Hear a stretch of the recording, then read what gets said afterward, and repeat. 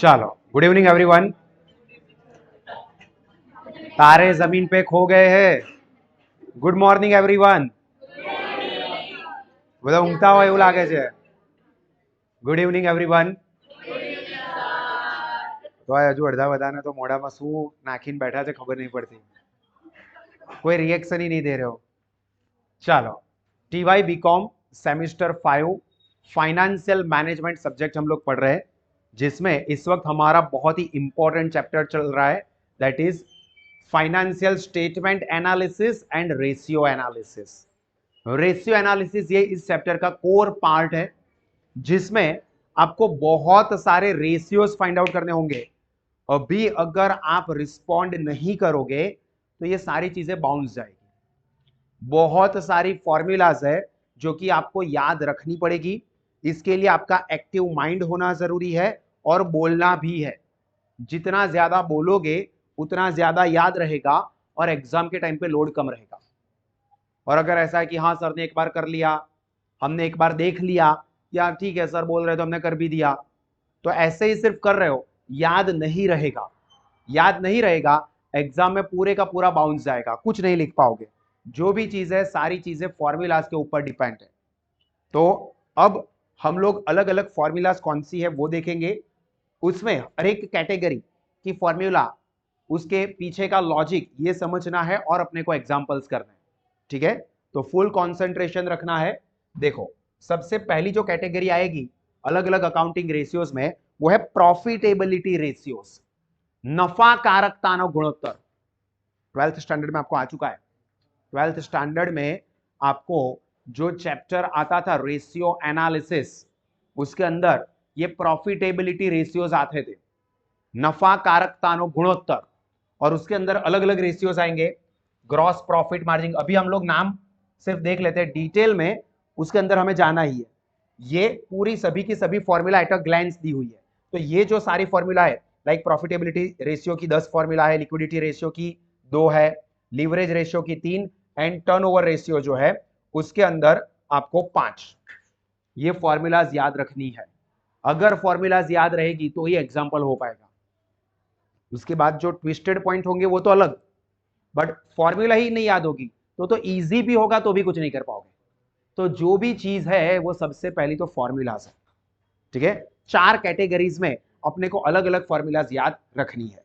तो ये जो लिस्ट है ये आपको कभी भी क्विक रिवीजन करना है तो उसके लिए हम लोग यहां पर इसके नीचे देखो, हर एक अलग अलग जो कैटेगरी है उस कैटेगरी के अंदर कौन कौन से रेशियोज आते हैं, उसका थ्योरेटिकल कॉन्सेप्ट क्या है और उसकी फॉर्मूला क्या है, वो डिस्कस करते हैं।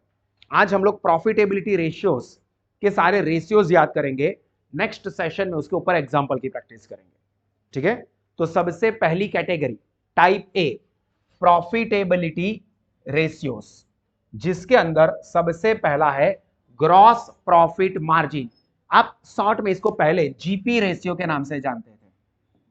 जीपी रेशियो, કાચા નફાનો ગુણોત્તર। अभी जो गुजराती में नाम याद रखवाना नहीं, बट ये तो आपको याद आए कि 12th में ऐसा कुछ आ चुका था, इसके लिए मैं बोल रहा हूं। GP ratio, gross profit ratio या ग्रॉस प्रॉफिट मार्जिन रेशियो।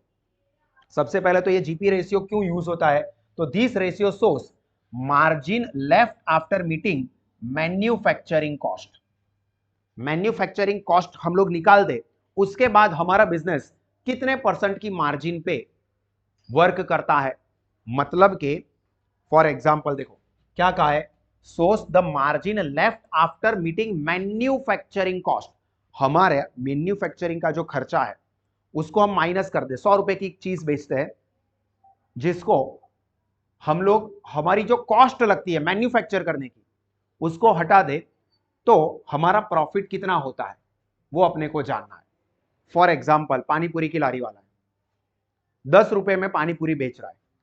ठीक है, 10 रुपए में उसने पानीपुरी बेची, तो ये पानीपुरी रेडी करने में जो बना रहा है, मैन्युफैक्चरिंग वो कर रहा है, उसके पीछे आपको क्या लगता है कितना खर्चा होता होगा। 10 रुपए में जो आपको पानीपुरी दे रहा है उसके पीछे उसकी लागत क्या होती होगी, अप्रोक्स वो 7 रुपए में बनाता होगा। 2-3 रुपए भी नहीं होगा, 2 रुपए जितना होगा ज्यादा से ज्यादा। ₹2 ₹10 में देता कितना ही है? 6 4 6, हाँ 4 बोलो, 6 भी नहीं, मैं तो 6 बोल रहा था। 4, तो 4 पानी पूरी में इतू सा बटाका डालना है। तो यहां पर मान लेते हैं कि ₹2 की उसकी लागत आती है, तो मतलब वो कितना अर्न कर रहा है ₹10 की पानी पूरी बेच के? ₹8। तो ये 80% ये उसका ग्रॉस प्रॉफिट मार्जिन हुआ। वो घर पे इतना लेके जाता, इतना नहीं है, उसको बाकी के सारे भी खर्चे होते होंगे, हालांकि वो बिजनेस में तो इतना नहीं है, बट कोई अगर होटल है, रेस्टोरेंट है, सेम चीज सपोज समझ लो कि पानी पूरी वाला करके रेस्टोरेंट चल रही है, तो ₹10 में आपको 4 पानी पूरी दे रहे, वो पानी पूरी बनाने की कीमत ₹2 लग रही है, तो ₹80 यानी 80%, नॉट रुपीज, ₹8, ₹80 वो उसका ग्रॉस प्रॉफिट हुआ। कि अगर मैंने जो सेल किया उसमें से जो मैंने लागत है, मतलब वो गुड्स को मैन्युफैक्चर करने की, बस उतना हटा दूं, तो 80% मार्जिन पे मैं बिजनेस करता हूं। तो ये होता है हमारा ग्रॉस प्रॉफिट मार्जिन। देखो, it measures the efficacy of production as well as pricing. To analyze the factors underlying the variation in gross profit margin, the proportion of the various elements of cost like material, labor and manufacturing overheads to sales may be studied in details. ये सब information आपको जो याद रखना है बस वो इतना ही है। मैं अलग कलर की पेन से कर देता हूं। ये margin left after meeting manufacturing cost, ये हमको दिखाता है ग्रॉस प्रॉफिट मार्जिन, जिसकी फॉर्मूला बहुत सिंपल है, GP ratio is equal to gross profit upon sales, GP upon यानी कि डिनोमिनेशन में सेल्स इनटू 100, કાચો નફો છેદમાં ચોખ્ખું વેચાણ ગુણ્યા 100, આવું તમે ભણ્યા હતા 12માં। Gross profit upon net sales into 100, ये हमारी जीपी रेशियो की फॉर्मूला है। ये क्या रिफ्लेक्ट करता है, जो कि ऑलरेडी आगे भी आ गया, हालांकि वो हमारे लिए इतना इंपॉर्टेंट नहीं है। Efficiency with which a firm produce its product, high gross profit ratio indicates that organization is able to produce at relatively lower cost. मतलब हमको 70%, 80%, 85% जीपी रेशियो मिल रहा है। इसका मतलब क्या कि बिजनेस बहुत ही कम खर्चे में हमारे अपने गुड्स को प्रोड्यूस कर रही है। जितना कम जीपी रेशियो, मतलब गुड्स को प्रोड्यूस करने के पीछे ही बहुत सारा खर्चा हो रहा है। हर एक बिजनेस के ऑलमोस्ट जीपी रेशियो अच्छे ही होंगे। अगर जीपी रेशियो ही अच्छा नहीं है, मतलब जीपी अच्छा है ही नहीं या इनफैक्ट लॉस है, तो वो बंद ही कर देना चाहिए, प्रोवाइडेड कि कुछ लॉन्ग टर्म विजन हो। तो यहां पर जीपी रेशियो क्या इंडिकेट करता है? High GP ratio indicates that business और organisation is able to produce at relatively lower cost, कम खर्चे पे ज्यादा प्रोडक्शन वो कर पाते हैं। मेन चीज याद रखनी है formula, GP ratio is equal to GP upon sales into 100। अभी ये सारी चीजें फॉर्मूला याद रख ली, मतलब सर काम खत्म, ऐसा नहीं होगा। आपको एग्जांपल में डायरेक्टली जीपी नहीं दे देंगे, जीपी भी अपने को ढूंढना पड़ सकता है। सेल्स की अमाउंट भी नेट सेल्स ऐड डायरेक्ट ना दिया हो, सेल्स अलग दिया हो, सेल्स रिटर्न अलग दिया हो, तो सेल्स माइनस सेल्स रिटर्न करके अपने को नेट सेल्स मिलेगा। जीपी डायरेक्टली ना दिया हो, sales minus COGS, cost of good sold, वेचेल मालनी पड़तर, 12th स्टैंडर्ड में ये वर्ड्स आए थे, वो माइनस करो तब मिले, और वो भी सीओजीएस, वो भी डायरेक्टली ना दिया हो। तो सीओजीएस में क्या क्या चीजें आती है, उन सबको कवर करके सीओजीएस ढूंढेंगे, सीओजीएस पर से जीपी ढूंढेंगे, और जीपी पर से फिर जीपी रेशियो ढूंढेंगे। तो ये कॉम्प्लिकेशन का लेवल बढ़ा सकते हैं, ठीक है। पर मेन फॉर्मूला जीपी रेशियो की जीपी अपॉन सेल्स इनटू 100। उसी तरह से net profit margin ratio, formula इसकी भी सिंपल है, पहले फॉर्मूला देख लेते हैं। Net profit margin is equal to net profit upon sales into 100, NP यहां पर डिनोमिनेशन में, छेदमा नेट सेल्स हो, सेल्स लिखा है मतलब वो नेट सेल्स इंडिकेट करता है। नेट सेल्स का मतलब सेल्स माइनस सेल्स रिटर्न। तो ये हमको जो आंसर मिलेगा परसेंटेज में मिलेगा। पहले तो ये याद रखना कि प्रॉफिटेबिलिटी रेशियो के जो भी आंसर्स आएंगे ना वो परसेंटेज में आएंगे। जीपी रेशियो हो या एनपी हो, ये सारे के सारे आंसर इन परसेंटेज, मतलब जो भी आंसर आएगा ना उसके पीछे हमें परसेंटेज की साइन लगानी होगी। 70 मतलब 70%। एनपी रेशियो का answer net profit upon sales into 100 किया तो मिला 30, तो मतलब पीछे अपने को परसेंटेज लगाने होंगे 30%, ये कहने की कोशिश हो रही है। प्रॉफिटेबिलिटी रेशियो में जो भी आंसर्स आएंगे उसके पीछे परसेंटेज लगेंगे, ठीक है। परसेंटेज ये रेशियो के प्रेजेंटेशन की अलग अलग कैटेगरी है, उसमें एक स्टाइल है। सिंपल प्रेजेंटेशन हो सकता है इज टू जेम करके, 2:1, 3:1 वो वाला, और परसेंटेज फॉर्म में भी होता है, तो टाइम्स में भी होता है, ये सब आएगा। बट प्रॉफिटेबिलिटी रेशियो प्रेजेंट होता है परसेंटेज में। अभी देखो नेट प्रॉफिट, तो देखो it shows the earning left for shareholders as a percentage of sales. मतलब सेल्स में से शेयर होल्डर्स जो कि रियल ओनर्स होते हैं, जिनको लास्ट में पैसा मिलता है। देखो शेयर होल्डर को रिटर्न के फॉर्म में क्या मिलता है, सही है, लाउडली बोलो, डिविडेंड। डिविडेंड मिलता है, और आपको याद हो तो डिविडेंड सबसे आखिर में पे किया जाता है। सबसे पहले तो जो डेट इंस्ट्रूमेंट है, बैंक में से लोन ली है या डिबेंचर्स इश्यू किए हैं या पब्लिक डिपॉजिट कंपनी ने ली है, तो उसके ऊपर का इंटरेस्ट पे करेंगे, बाकी के सारे खर्चे पे करेंगे। उसके बाद जो प्रॉफिट बचता है आखिर में वो शेयर होल्डर्स के पास जाता है, जो कि हम लोग डिविडेंड के फॉर्म में डिस्ट्रीब्यूट करता है। तो आखिर में net profit available to shareholders क्या होता है वो अपने को पता चलेगा एनपी रेशियो से। तो ये मेन चीज है, earning left for share holders जिनको लास्ट में मिलता है, मतलब सारे पेमेंट सारे खर्चे निकाल देने के बाद शेयर होल्डर्स को कितने परसेंटेज मिल रहे हैं सेल्स के। मतलब सेल्स हुआ 100 रुपए का, उसमें आखिर में जो शेयर होल्डर्स है, ओनर्स है, उनके पास 12 रुपए आते हैं, मतलब 12% है प्रॉफिट मार्जिन, तो 12 रुपए शेयर होल्डर को मिल रहा है। तो उससे पता चलेगा कि हम कंपनी के अंदर डिबेंचर ले तो डिबेंचर 15% के इंटरेस्ट वाले और डिविडेंड 12% ही मिल रहा है, तो अच्छा है कि एज एन इन्वेस्टर हम लोग डिबेंचर खरीद लें, क्योंकि वो 15% रिटर्न दे रहा है। तो हम लोग ये रेशियोज देखेंगे, रेशियोज अगर दिख रहा है कि रेशियो कम है, एनपी रेशियो, तो फिर हम लोग क्या करेंगे, भी ये कंपनी के शेयर नहीं खरीदने हैं, उससे अच्छा है कि हम लोग कंपनी की डेट सिक्योरिटी लें, उसमें अपने को रिटर्न अच्छा मिलेगा। प्रोवाइडेड के कोई और पर्पस ना हो इन्वेस्टमेंट का, हम सिर्फ रिटर्न के फॉर्म पे डिसीजन ले रहे हैं, तो हम ये देखेंगे कि नेट प्रॉफिट रेशियो क्या है और उसके सामने कंपनी की जो डेट सिक्योरिटीज है उसके ऊपर क्या इंटरेस्ट रेट वो ऑफर कर रहे हैं। अगर ऐसा कोई पर्पस नहीं है कि सर मेरे को तो शेयर की प्राइस बढ़े उसमें इंटरेस्ट है, या बोनस शेयर मिले उसमें इंटरेस्ट है, वगैरह वगैरह, कोई पर्पस नहीं है, सिर्फ हम लोग ये रिटर्न के परसेंटेज को देख रहे हैं, तो हम ये देखेंगे कि अगर नेट प्रॉफिट रेशियो हाई है तो शेयर खरीदो, नेट प्रॉफिट रेशियो कम है तो फिर डिबेंचर खरीदो। तो ये net profit ratio high, net profit margin means company is able to effectively control its cost and also provide goods और services at a price significantly higher than its cost. ये तो obviously होगा, cost से ज्यादा कीमत पे provide कर रहे हैं तो ही प्रॉफिट होगा। मेन चीज तो ये होगी कि कंपनी सारे खर्चे अपने आराम से सेल्स में से ही मैनेज कर लेते हैं, उसी में से खर्चे निकल जाते हैं और बाद में जो सरप्लस बचता है वो कंपनी के लिए हो जाता है नेट प्रॉफिट। मेन याद रखना है आपको सिर्फ formula, net profit margin ratio, profit net profit margin ratio is equal to net profit upon net sales into 100। Then third, operating expense ratio. Operating ratio या ऑपरेटिंग एक्सपेंस रेशियो भी कहते हैं, business जो ऑपरेट कर रहा है, मतलब business जो चल रहा है वो कितना इफेक्टिवली चल रहा है। ऑपरेटिंग रेशियो या ऑपरेटिंग एक्सपेंस रेशियो ये बिजनेस को ऑपरेट करने के पीछे कितना खर्च हो रहा है। मतलब हमने सेल्स करके तो 80 रुपीज अर्न कर लिए, 100 रुपए की पानी पूरी बेची, उसमें 20 रुपए ही खर्चा होता है, 80 रुपीज अपना प्रॉफिट, बट वो बिजनेस मैनेज करने के लिए बहुत सारे ऑपरेटिंग एक्सपेंस भी होते हैं। तो ये ऑपरेटिंग रेशियो हमको इंडिकेट करता है कि हमारा बिजनेस का ऑपरेशन कितना इफेक्टिवली चल रहा है।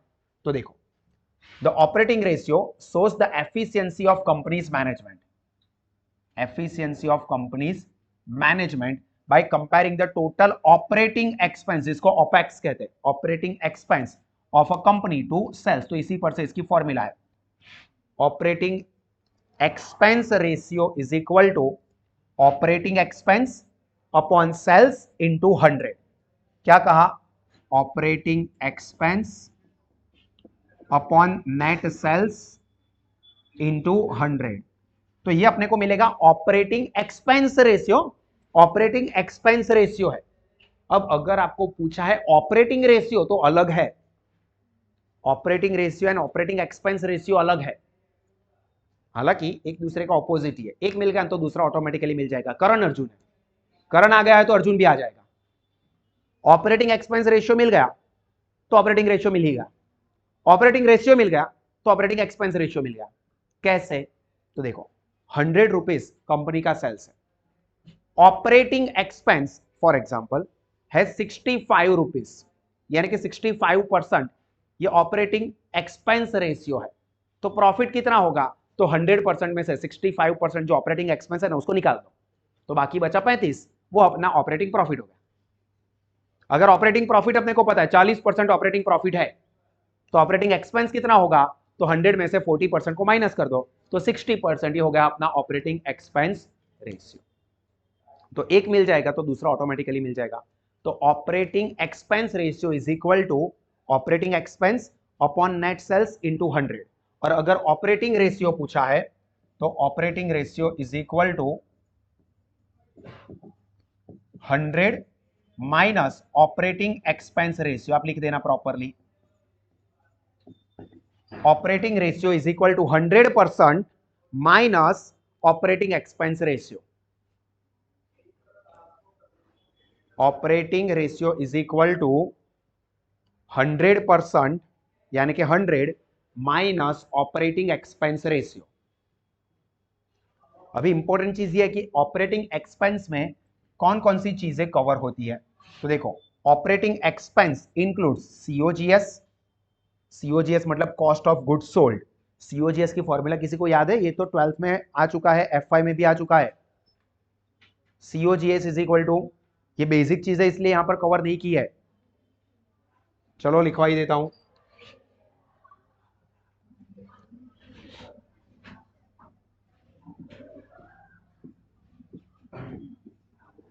Cost of goods sold, opening stock plus net purchase, net purchase का मतलब purchase minus purchase return, plus direct expense या purchase related expense minus closing stock. COGS cost of goods sold is equal to opening stock plus net purchase, net purchase का मतलब purchase minus purchase return.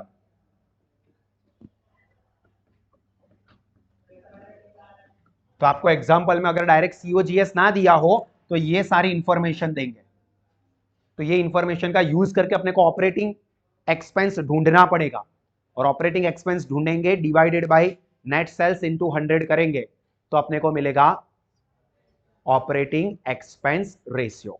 लिख लो, चलो तो operating expense ratio और operating ratio हो गया। और ऑपरेटिंग एक्सपेंस में क्या क्या चीजें आती है? तो एक सीओजीएस जो कि फॉर्मूला मैंने आपको लिखाई, plus administration expenses, administration expense વહીવટી ખર્ચાઓ અથવા સંચાલકીય ખર્ચાઓ, આ નામથી તમે સાંભળ્યું હતું, ઓપરેટિંગ ઓર એડમિનિસ્ટ્રેટિવ એક્સપેન્सेस, વહીવટી ખર્ચા અથવા સંચાલકીય ખર્ચા, selling and distribution expenses and depreciation. हाँ इंटरेस्ट पेमेंट आएगा ना तो वो नहीं आएगा, आपको एग्जांपल में कंफ्यूज करने के लिए इंटरेस्ट ऑन डिबेंचर भी दे दे, तो इंटरेस्ट ऑन डिबेंचर ये फाइनेंशियल एक्सपेंस है, ऑपरेटिंग एक्सपेंस नहीं है। तो ये आपको याद होगा, कैश फ्लो स्टेटमेंट में आप पढ़ चुके हो, कैश फ्लो स्टेटमेंट में cash flow from operating activity, investing activity, financing activity, तो इंटरेस्ट का जो पेमेंट है वो फाइनेंसिंग एक्टिविटी में जाता है, तो वो यहां पर ऑपरेटिंग एक्सपेंस में नहीं आएगा, तो ये याद रखना पड़ेगा, ये कंपलसरी सबको याद रखना पड़ेगा कि ऑपरेटिंग एक्सपेंस में क्या क्या आता है। तो एक सीओजीएस, सीओजीएस क्या आएगा उसकी फॉर्मूला लिखाई, plus administrative expenses plus selling and distribution expenses plus depreciation, इतनी चीजों का टोटल करेंगे तो हमको मिलेंगे ऑपरेटिंग एक्सपेंसेस, और उसके बाद फॉर्मूला लगाएंगे operating expense ratio is equal to operating expense upon net sales into 100। और अगर ऑपरेटिंग रेशियो पूछा है तो 100% माइनस ऑपरेटिंग एक्सपेंस रेशियो, तो जो आंसर आया वो अपना ऑपरेटिंग रेशियो हो जाएगा। क्लियर हुआ? चलो उसके बाद रिटर्न ऑन टोटल असेट, रोटा, रोता हुआ आता है, ROTA return on total assets. तो return on assets is a profitability ratio that provides how much profit a company is able to generate from its asset. Company अपनी assets में से कितना प्रॉफिट जनरेट कर पा रही है, तो वो हमको पता चलेगा रोटा से। रिटर्न ऑन टोटल असेट, हमने इतनी सारी असेट्स लगाई, मेरे पास आज वो अमिताभ बच्चन का डायलॉग है ना, आज मेरे पास पैसा है, बंगला है, गाड़ी है, बैंक बैलेंस है, तुम्हारे पास क्या है? हाई तालियां तालियां तालियां। तो अभी यहां पर इतनी सारी असेट्स लगाई है, पर आपके पापा नहीं कहते कई बार, तेरे को कितनी सारी फैसिलिटी दिलाई है, तेरे को मोबाइल दिलाया, व्हीकल दिलाया, इंटरनेट दिलाया, ये दिलाया, वो दिलाया, अभी उसके ऊपर रिटर्न लेके क्या आया? एटी केटी।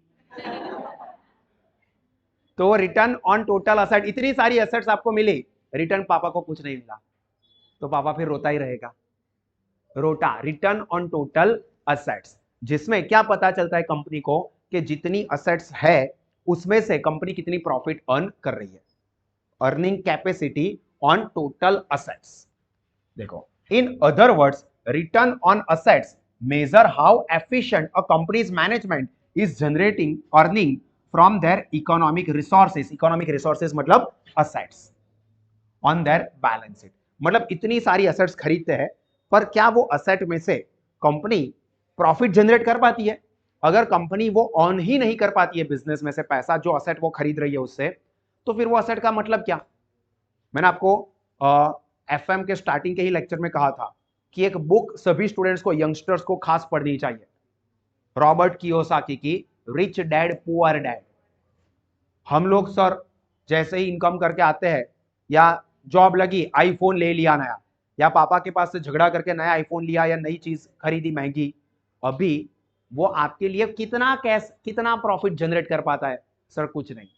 तो फिर भले आपके पास वो 1.5 लाख रुपए का फोन है, उसका रोटा कुछ नहीं है। कंपनी हमेशा ये देखेगी कि हम लोग असेट्स खरीद रहे हैं, तो क्या उसमें से रिटर्न जनरेट हो पा रहा है, क्योंकि वो इकोनॉमिक एक्टिविटी कर रहा है।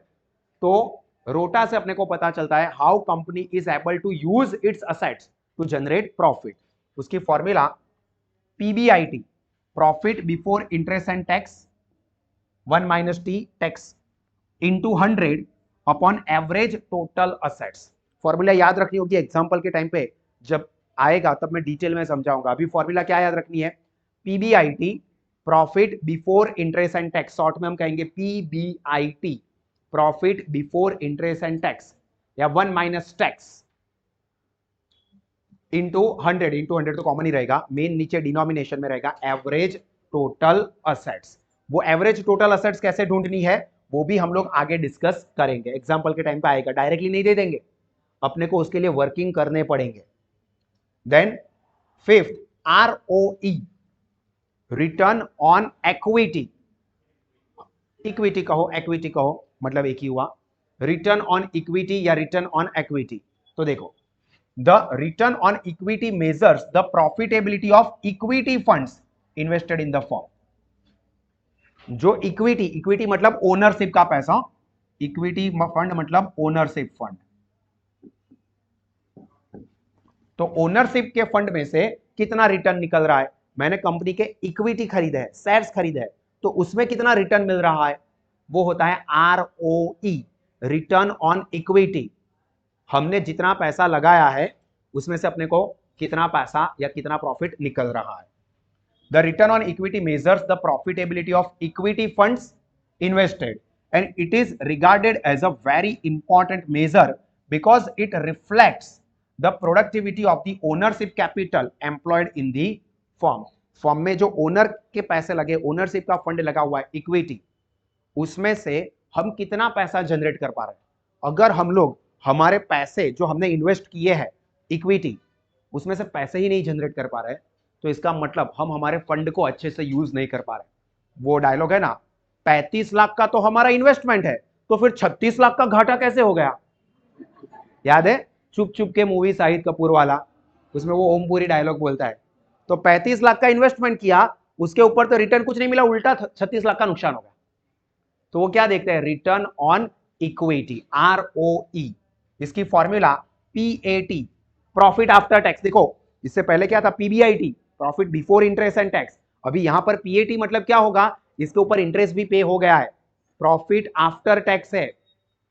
पीबीआईटी में से आप याद करो, company final account, corporate account में पढ़ चुके हो, पूरा फॉर्मेट था, उसमें सारे एक्सपेंस माइनस होते हैं, उसके बाद पीबीआईटी आता है, पीबीआईटी में से फिर आई यानी कि इंटरेस्ट माइनस करते हैं तो पीबीटी मिलता है, फिर पीबीटी में से T tax minus means tax पे करते हैं तो अपने को मिलता है पीएटी, प्रॉफिट आफ्टर टैक्स, या इसको ईएटी भी कहते हैं, अर्निंग आफ्टर टैक्स, दोनों का मतलब सेम हुआ। तो profit after tax minus preference dividend, preference dividend भी माइनस कर देना है क्योंकि इक्विटी की बात हो रही है, आरओई रिटर्न ऑन इक्विटी, और ये भी आपको पता है कि डिविडेंड ऑब्वियसली शेयर पे मिलता है, वो इक्विटी शेयर्स भी होते हैं, प्रेफरेंस शेयर भी होता है, पर इसके लिए भी आपको याद रखना है कॉन्सेप्ट कि दोनों में से किसको पहले मिलता है। हम जहां पर खड़े होते हैं लाइन वहीं से शुरू होता है, इक्विटी शेयर होल्डर को बाद में मिलेगा, प्रेफरेंस शेयर होल्डर जहां पर खड़े डिविडेंड वहां से डिस्ट्रीब्यूशन स्टार्ट होगा। इक्विटी शेयर होल्डर को बाद में मिलता है डिविडेंड, तो पीएटी में से पहले प्रेफरेंस डिविडेंड को माइनस करना पड़ेगा upon average net worth, net worth जो कि ओनरशिप के फंड की होती है, इक्विटी की बात हो रही है, इंटू 100। तो आरओई की फॉर्मूला क्या होगी, PAT minus preference dividend upon average net worth into 100। सब लोग बोलेंगे क्या है formula, ROE is equal to PAT minus upon average net worth into 100। Clear, ये याद रखना है। और पीएटी का मतलब प्रॉफिट आफ्टर टैक्स होता है। चलो इसके बाद EPS, earning per share.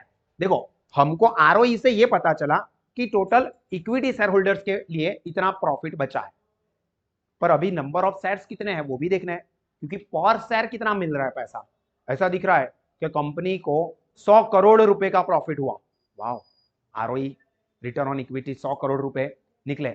Number of shares कितने हैं, 200 करोड़, तो एक शेयर को कितना मिला, 50 पैसा, तो वो अच्छा नहीं है। पर ऐसा है कि कंपनी ने 1 करोड़ ही शेयर इश्यू किए थे और प्रॉफिट अर्न किया है 100 करोड़ का, मतलब एक इक्विटी शेयर पर अर्निंग कितना हुआ, ईपीएस अर्निंग पर शेयर 100 रुपए का, मतलब ये कंपनी अच्छी है। कोई ऐसा हो सकता है कि कोई कंपनी का प्रॉफिट आपको कम दिखे पर ईपीएस अच्छा हो। फॉर एग्जांपल मेरी इनकम फॉर एग्जांपल के तौर पे 1 लाख रुपए महीने की है, ठीक है, वाह यार 1 लाख रुपए महीने की इनकम है, मेरी फैमिली में 20 मेंबर है, तो पर हेड 5,000 रुपए ही देखने को मिलेंगे, पर हेड 5,000 ही हुआ। पर सपोज दूसरा एक पर्सन है कि जिसकी इनकम फॉर एग्जांपल 30,000 रुपीज है मंथली। अभी ये देखें भाई, मिस्टर ए मंथली 30,000 अर्न कर रहा है, मिस्टर बी 1 लाख रुपए अर्न कर रहे हैं महीने के, तो मतलब मिस्टर बी जो है वो पैसे वाला है, वो फाइनेंशियली स्ट्रांग है। नहीं, आपको देखना है कि पर हेड इनकम क्या हुई।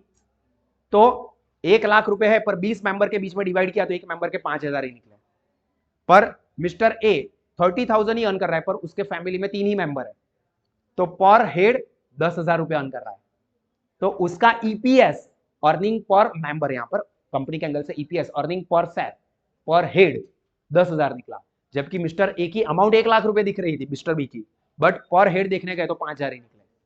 तो ये ईपीएस देखना है, सिर्फ अमाउंट को देख के भी डिसीजन नहीं ले लेना है। कई बार हम लोग ये गलतियां भी करते हैं। नॉर्मली सब लोग क्या कहते हैं कि भी कौन अमीर है, कौन अमीर है, तो उसके लिए हम लोग क्या क्वेश्चन करते हैं। आप लोगों को भी ये चीज सीखनी है, फाइनेंशियल मैनेजमेंट में ये सारी चीजों को समझना बहुत जरूरी है। क्या देखते हैं हम लोग, तुम कितना पैसा कमाते हो, तुम कितना पैसा कमाते हो। एक्चुअली में ये पूछना चाहिए कि तुम कितना पैसा बचाते हो या कितना पैसा इन्वेस्ट करते हो, हाउ मच यू अर्न, या तो फिर much better question is how much you save, और उससे भी best question how much you invest. 1 lakh रुपए अर्न करता हूं पर सारे के सारे उड़ा देता हूं, महीने के अंत में मेरे पास 5,000 रुपए ही बचते हैं। अभी मिस्टर ए 30,000 रुपए ही अर्न कर रहा है पर 10,000 रुपए महीने में बचा रहा है, वो अपने घर के खर्चों को 20,000 में सिमट रहा है, अपने खर्चों को 20,000 में सिमट रहा है। 30,000 की अर्निंग होने के बावजूद भी मैं 1 लाख रुपए में से 95,000 उड़ा देता हूं, तो लॉन्ग टर्म में अमीर वही बनेगा, लॉन्ग टर्म में रिच वही बनेगा, वर्थ नेट वर्थ उसकी ही बढ़ने वाली है, कि मैं तो पूरा ही पैसा उड़ा देता हूं। तो ये ईपीएस अर्निंग पर शेयर क्या हुआ, ये तो हमेशा देखना चाहिए। जब आप शेयर खरीदने जा रहे हो तो पर शेयर अपने को कितना मिलने वाला है, तो देखो सिंपल है, जो भी कंपनी का प्रॉफिट अवेलेबल होगा, PAT profit after tax minus preference dividend कर दोगे, जो ऊपर भी आया था, divided by weighted average number of equity share. यहां पर इंटू 100 नहीं करना है, इसका आंसर परसेंटेज में नहीं आएगा, इसका आंसर रुपीस में आएगा, आंसर इन रुपीस। इसके आंसर के पीछे परसेंटेज नहीं लगेगा। 100 करोड़ रुपए का प्रॉफिट हुआ, कंपनी के पास 5 करोड़ शेयर है, तो 100 crore divided by 5 crore average number of equity shares, तो 20 रुपीज ये ईपीएस हुआ। पर शेयर 20 रुपए अर्न कर रही है कंपनी, ठीक है। तो ईपीएस के लिए क्या फॉर्मूला होगी, PAT minus preference dividend upon wetted average number of equity shares. अभी मैं सारी चीजें समझा ही रहा हूं, उसके बाद आप लोगों को कंपलसरी कम से कम 5-5 बार ये फॉर्मूला लिखनी है। सर आपको पता है हमारी हिस्ट्री क्या रही है, फिर भी आप बोल रहे हो उससे पहले 5 बार सोच भी नहीं रहे हो। लिखना पड़ेगा, नहीं याद रहेगा आप एग्जाम में कुछ नहीं कर पाओगे, कंफर्म, ठीक है। तो जितना भी समझने को मिले लिखना पड़ेगा, याद रखना पड़ेगा आपको। मैं कॉन्सेप्ट समझाऊंगा वो इस वक्त समझ में आएगा, बट एग्जाम के लिए तो आपको याद होगा। प्रैक्टिकल अप्रोच पता है सर, बट फॉर्मूला याद नहीं है तो मार्क्स नहीं मिलेंगे भाई। तो इसके लिए कम से कम 5-5 बार लिखना पड़ेगा। मैं बुक चेक करूंगा, ठीक है। सर छोटे बच्ची हो क्या, बुक चेक करते हो? बुक भी चेक करूंगा, नहीं लिखा होगा तो पनिश भी करूंगा 10-10 बार लिख के, लिखवा के, मतलब सर आप लिख दोगे लिखना पड़ेगा, वरना कुछ मतलब नहीं है। आप कितने भी लेक्चर्स अटेंड करो कोई फर्क नहीं पड़ेगा, क्योंकि आपको फॉर्मूलाज ही याद नहीं होगी। देन पे आउट रेशियो, अभी ये भी इंपॉर्टेंट है। आपने ऑन तो कर लिया, पर शेयर 20 रुपए ऑन कर रहे हो, पर जरूरी है कि कंपनी जितना ऑन कर रही है वो सारा का सारा डिविडेंड दे दे। कंपनी को कंपलसरी इक्विटी पर डिविडेंड देना ही है ऐसा नहीं है, कंपनी की मर्जी है कि वो इक्विटी शेयर पर डिविडेंड देना चाहती है या नहीं चाहती है। देना चाहती है तो कितना देगी, तो वो आता है अपने पे आउट रेशियो से। देखो, this refers to the proportion of earning that are distributed to the shareholders. 20 रुपए पर शेयर अर्निंग हो रही है, बट कंपनी दे रही है सबको 5-5 रुपए, 5 रुपया 15 रुपया તમને नहीं મળે, તો એનું શું કરશે કંપની પોતાની પાસે રાખશે। પ્લાવિંગ બેક ઓફ પ્રોફિટ, નફાનું પુનઃરોકાણ, बिजनेस का एक्सपांशन करना है, मॉडर्नाइजेशन करना है, तो उसके लिए पैसा यूज करेंगे। आपको पैसे दोगे तो आप उड़ा दोगे, आपके पास फाइनेंशियल मैनेजमेंट अच्छा नहीं है, कंपनी के पास विजन है, तो वो पैसा कंपनी अपने पास रखेगी, कंपनी का और ग्रोथ करेगी। आपको पैसे चाहिए तो शेयर बेच देना, शेयर बेच के ऑब्वियसली उसकी वैल्यू बढ़ी होगी ना, तो आप मार्केट में से पैसा ले लो। हमारे पास से डिविडेंड अच्छा एक्सपेक्ट मत करो, क्योंकि आप उड़ा ही दोगे। हम लोग ग्रोथ के बारे में सोच रहे हैं। तो पे आउट रेशियो मतलब अर्निंग में से कितना कंपनी एक्चुअली में शेयर होल्डर को पहुंचा रही है। 20 रुपए पर शेयर अर्निंग हो रही है, बट मिलेंगे 5 रुपए, तो ये हो गया dividend pay out ratio. This reflects companies dividend policy and growth in owners equity. जितना डिविड पे आउट रेशियो कम होगा ना, मतलब बहुत ही कम डिविडेंड दे रही है, उतना कंपनी का इक्विटी का ग्रोथ बढ़ेगा, क्योंकि उतने ज्यादा पैसे कंपनी के पास रहेंगे, क्योंकि कंपनी ग्रोथ के लिए, डेवलपमेंट के लिए यूज करेगी। कंपनी के पास उतने ज्यादा सोर्सेस होंगे, फंड, कंपनी को उतना पैसा बाहर से बोरो नहीं करना पड़ेगा। बोरो कम करेंगे तो उसके ऊपर इंटरेस्ट का पेमेंट का भी लोड नहीं आएगा। तो जितना day out dividend pay out ratio कम होगा ना, कंपनी का ग्रोथ उतना अच्छा होगा, ओनर की इक्विटी का ग्रोथ उतना अच्छा होगा। हाँ, जो लोग डिविडेंड एक्सपेक्ट करते हैं मार्केट में इन्वेस्ट करके, वो लोग इसके साथ सहमत नहीं होंगे, मतलब उनको अच्छा नहीं लगेगा कि यार कंपनी डिविडेंड तो दे नहीं रही है, क्योंकि उन लोगों को क्या है भाई, मेरे को मंथली पैसा चाहिए या ईयरली पैसा चाहिए, डिविडेंड दिखना चाहिए। क्योंकि मैंने एफडी ना करवा के शेयर खरीदे, एफडी करता तो मुझे इंटरेस्ट मिलने वाला था हर साल, तो मैं यहाँ पर हर साल डिविडेंड मिलेगा ये एक्सपेक्टेशन से आ रहा हूँ। तो कंपनी को तो हर एक लेवल के शेयर होल्डर्स को सेटिस्फाई करना है। कुछ ऐसे होंगे जिनको डिविडेंड चाहिए, कुछ ऐसे होंगे कि मेरे को डिविडेंड नहीं चाहिए, मेरे को ग्रोथ चाहिए, कुछ ऐसे होंगे मेरे को तो दोनों चाहिए। मन में दूसरा भी लड्डू फूटा, डेयरी मिल्क खाते हम लोग, दोनों चाहिए। तो सभी टाइप के लोग होते हैं, सबको ध्यान में रखना पड़ेगा। तो देखो, payout ratio is equal to equity dividend paid, जितना पे किया है वो, अपॉन, ये तो कॉमन ही है, PAT minus preference dividend, PAT minus preference dividend. मतलब 5 रुपए पे किया, हमारे एग्जांपल के हिसाब से देखो 5 रुपए पे किया, कंपनी के पास ईपीएस कितना आया था, ₹20 फॉर एग्जाम्पल इंटू 100, तो क्या आएगा? कैलकुलेशन करो। तो डिविडेंड पे आउट रेशियो 25% हो गया। समझ में आ रहा है? तो डिविडेंड पे आउट रेशियो की फॉर्मूला क्या रहेगी? Equity dividend paid upon PAT minus preference dividend into 100। उसके बाद PE ratio, price earning. PE ratio, EPS अलग है, ये पीई रेशियो है। बहुत सारे कंफ्यूजिंग टर्म्स है। PE ratio, it reflects investors expectation about the growth in the firm's earning and reasonableness of the market price of its shares. P ratio vary from, vary मतलब change हो, vary मतलब change, from industry to industry and company to company in the same industry depending upon the investors perception of their future. Price earning के भाई हम लोग इतना पैसा दे रहे हैं तो कितना अर्निंग मिलेगा। हम लोग पैसा लगा रहे हैं तो कुछ ना कुछ तो एक्सपेक्टेशन रखेंगे ना। हम 100 रुपए में खरीद रहे हैं तो ये 100 रुपए के सामने अपने को अर्निंग कितनी होगी? तो ये है पी रेशियो। तो P ratio is equal to market price per share upon earning per share. Earning per share for example 20 रुपए है और मार्केट प्राइस फॉर एग्जांपल चल रही है 200 रुपए, तो 200 रुपए अपॉन 20 तो 10। ये क्या हो गया? PE ratio. Shareholder invest करते वक्त ऐसा एक्सपेक्ट करेगा कि मुझे 10 रुपए तो मिलने चाहिए। प्राइस अर्निंग रेशियो क्या है? 10। 10 तो मुझे मिलने ही चाहिए बस।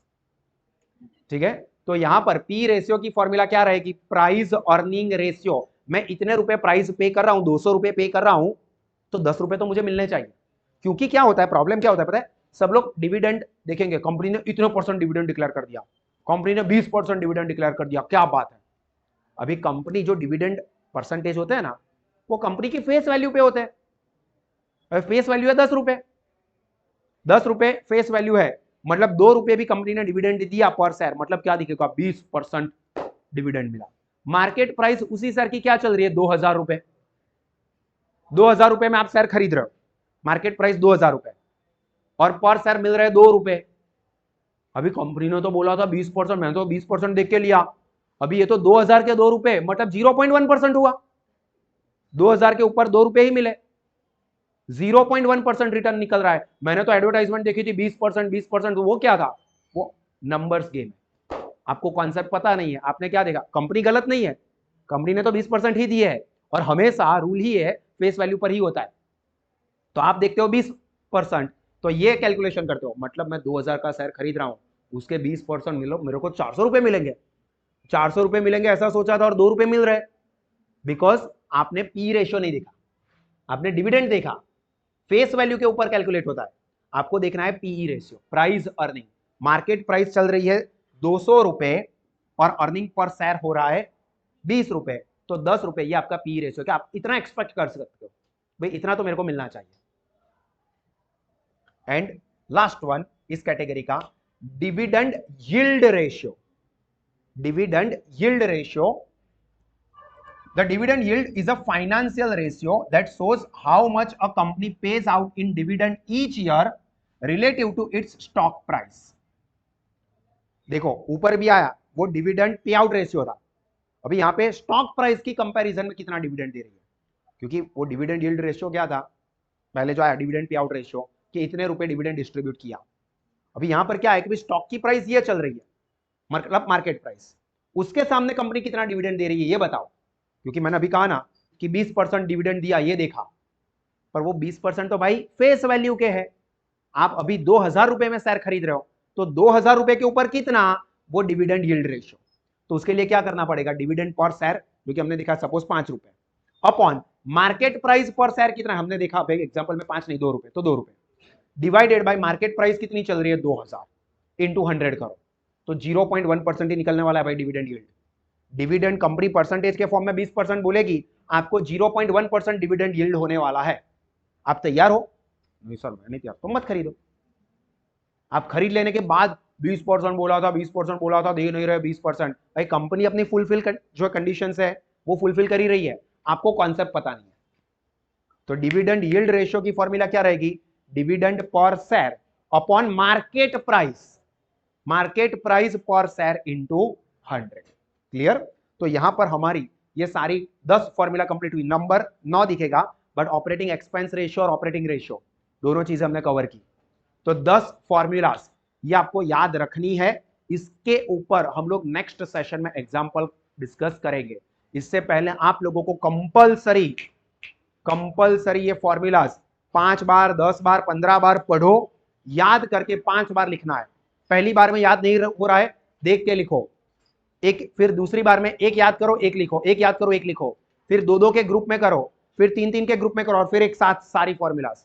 बट सारी फॉर्मूलाज आपको याद रहेगी तो भी ये चैप्टर में आगे आपको फायदा होगा।